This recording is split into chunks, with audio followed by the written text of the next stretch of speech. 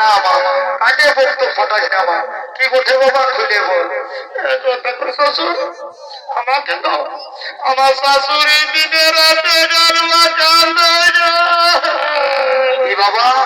এই যে পঞ্চায়েতের কাছ থেকে আমার দিকে আসছে যে শুনে নাও, দেখি পঞ্চায়েত দিকে গেলে দিকে বাড়ি জাগতা পঞ্চায়েত দিকে গেলে ভালো বিচার পাতে।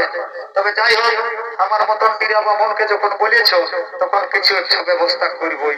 তো বলি এগো বায়ান্দার মা মসি কাকি জেঠি সাউরি মসি সাউরি যারা আছো, মানে যারা শাশুড়ি হয়েছো মারা, তাদেরকে বলছি বাছারা, আজকালের কলিযুগের বেটার বহুকে কেউ গাল বাখান করো না।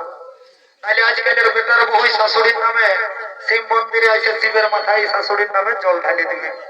তবে আমার কিছু করার নাই মা, আমি শাশুড়ির দিকেও আর বেটার বহুর দিকেও দুই দিকে মোটা মোটা দক্ষিণা ধরে নিব। এগো বৌমা।